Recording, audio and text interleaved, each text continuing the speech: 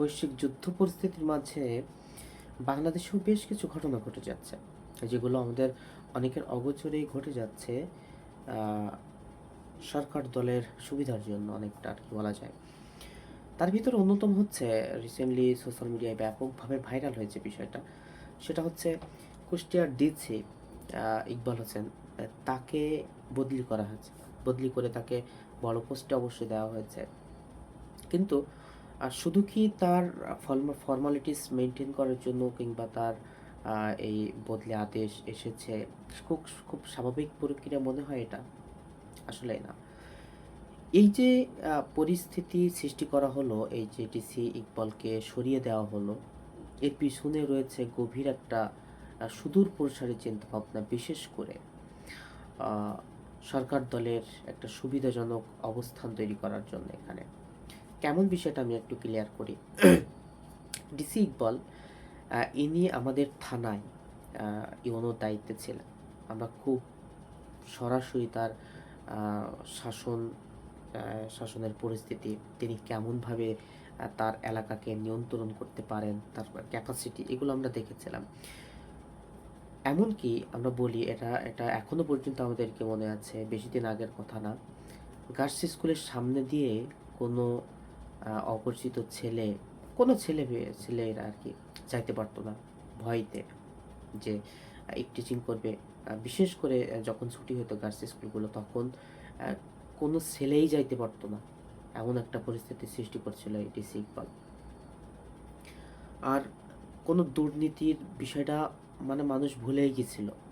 হ্যাঁ, আতঙ্কে ভয়ে থাকতো যে কখন কে ডিসি ইকবাল ইউনো চলে এসে শাস্তির ব্যবস্থা করবে। এ ধরনের একটা পরিস্থিতি ছিল। আর বেশি দিন আসে নাই ডিসি ইকবাল, এই যে কুষ্টিয়াতে কিন্তু বেশি দিন আসে নাই। ইনি আমাদের এখানে ছিল ইউনো, পরে যে ডিসি হয়েছে অন্য অন্য জায়গায় হয়তো বা ডিসি ছিল। তো আমরা প্রত্যক্ষ করেছি যে ইনি সর্বোচ্চ সৎ বলা যায়। মানে ওনার জায়গা থেকে ওনার যে দায়িত্ব দায়িত্ব পালনের ক্ষেত্রে উনি একনিষ্ঠ। কোনোভাবেই তাকে আপনি তার দায়িত্বের অবহেলা দেখাইতে পারবেন না। এমন একজন মানুষ আমরা খুব কাছ থেকে দেখেছি, এই জন্য বলছি। তো তাকে বদলি করে দেওয়া হলো। কেন বদলি করে দেওয়া হলো? তিনি প্রথম কথা, তার এই যে জেলায় আমির হামজা কিন্তু তাকে নিয়ে, আমির হামজার যে মাইন্ড সেট আপ, জামাতের, আপনারা জানেন যে জামাতের এমপি হয়েছে সব রিসেন্টলি। তো উনার মাইন্ড সেট আপ এবং এই যে ডিসি ইকবালের mind set up pretty much same. যার কারণে একটা আদর্শ কুষ্টিয়া কিন্তু গড়ার ক্ষেত্রে এই দুজনের কোলাবোরেশনে কিন্তু খুব ভালোভাবে এগিয়ে যাচ্ছিল। পাশাপাশি যেটা মিডিয়া কাভারেজ পাচ্ছিল, সেই কাভারেজটা কিন্তু বিরোধী দল বলতে সরকার দলকে বোঝাচ্ছি। তো এই সরকার দলের মাথায় কিন্তু চিন্তার ভাঁজ পড়ে গিয়েছে যে এমন একটা আহ, মানে দৃষ্টান্ত যদি উপস্থাপন হয়ে যায়, তাহলে কিন্তু তাদের মুখ দেখানোর একটা মানে তাদের জবাবদিহিতা করতে পারবে না যে কুষ্টিয়ার ওই অমুক আসনটা হয়েছে, এমন সুন্দর পরিস্থিতির সৃষ্টি হয়েছে, তাহলে আমাদেরটা কেন হলো না? তখন কিন্তু সাধারণ মানুষ কিন্তু তাদেরকে প্রশ্ন করতে বাধ্য করবে। তো কিভাবে এই এই জিনিসটাকে ব্যাঘাত ঘটানো যায়? হ্যাঁ, কিভাবে স্বাভাবিকভাবেই করা যায়? বা পাশাপাশি এডিসি ইকবালকে সরিয়ে দেওয়ার জন্য স্থানীয় যেসব সিন্ডিকেট ছিল, তারা কিন্তু অত্যন্ত মানে ঘনিষ্ঠভাবে দায়ী তাকে সরিয়ে দেওয়ার জন্য। যে সিন্ডিকেট করতে পারছে না, কিংবা চাঁদাবাজি করতে পারছে না, এই ধরনের বিভিন্ন ধরনের কর্মকাণ্ডের বাধা হয়ে দাঁড়িয়েছিল এডিসি ইকবাল। অনেক ক্ষেত্রে হয় কি, অনেকে বলতে পারে যে এটাকে খুব স্বাভাবিকভাবে নেওয়ার বিষয়, তো এটা কিন্তু না। কিছু কিছু মানুষকে জনগণের মানে সরাসরি সেবা করার পজিশনে রাখতে হয়। যেমন ডিসি ইকবাল তিনি ছিলেন, তিনি সরাসরি মানুষের সাথে কানেক্ট করতে পারছিলেন। মানুষ তার তার দ্বারা ফায়দা পাচ্ছিল, সহযোগিতা পাচ্ছিল, সরাসরি তাকে ফেস টু ফেস কানেক্ট করতে পারছিল। কিন্তু তাকে উন্নয়ন দেওয়া মানে প্রমোশন দিয়ে এমন এক জায়গায় দিয়ে দিলেন আপনি, একটা আবদ্ধ ঘরে। তিনি কি তার যে দায়িত্ব, তিনি যে মাইন্ডসেট আপনি জনগণকে খেদমত করতে চান, সেটা তো আর সম্ভব হবে না। তিনি উপর মহলে উঠে গেলেন, কিংবা উচ্চ পর্যায়ে উঠে গেলেন। এটা কিন্তু আ সরকারের বোঝা উচিত যে জনগণের সেবা করার জন্য এরকম কিছু, কিছু লোককে ডাইরেক্ট জনগণের সাথে কানেক্ট করার পজিশনে রাখতে হয়। কিন্তু খুব সুকৌশলে ডিসি ইকবালকে সরিয়ে দেওয়া হলো। বেশিদিন আসেন নাই ডিসি ইকবাল। সম্প্রতি কিছুদিন আসার পরেই তিনি জনগণের কাছে এতটাই জনপ্রিয় হয়ে গিয়েছেন যে আপনারা দেখেছেন নিশ্চয়ই যে তার গাড়ি আটকে দেওয়া হয়েছে। যে তাকে প্রত্যাহার করতে দিবে না।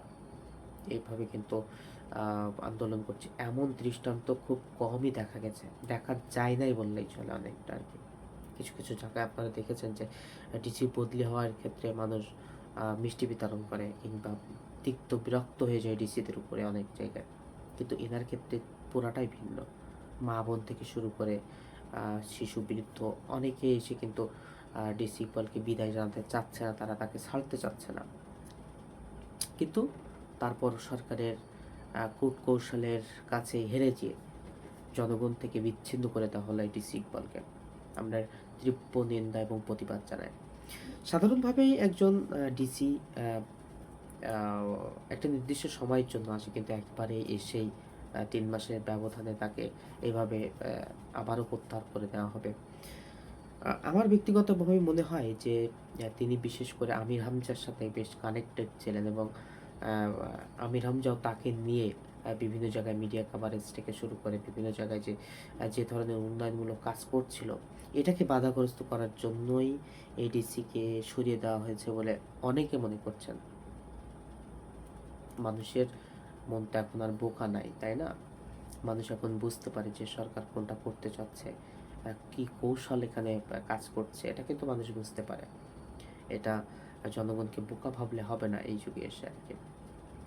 তো আশা করব জনগণের সরাসরি জনগণের সাথে সরাসরি কানেক্ট করার মতন পরিস্থিতি স্পেসে এই ডিসি ইকবালদের মতন মানুষদেরকে রাখা হোক। যাতে মানুষ সরাসরি এদের সেবাটা নিতে পারে। হ্যাঁ? দুর্নীতিবাজ, ঘুষখোর এরকম ধরনের ডিসি দিয়ে বাংলাদেশ তো ভরে গিয়েছে। ২-১ জন আ এরকম ডিসি আছেন বাংলাদেশে, যাদেরকে সরাসরি মানুষের সেবা করার সুযোগ দিন আপনারা। এ ধরনের লোককে মানুষের কাছ থেকে কেড়ে নিবেন না। কুষ্টিয়াবাসীর আ আবদার আপনারা আশা করি পূরণ করবেন। তো সবাই ভালো থাকুন, সুস্থ থাকুন। আল্লাহ হাফেজ।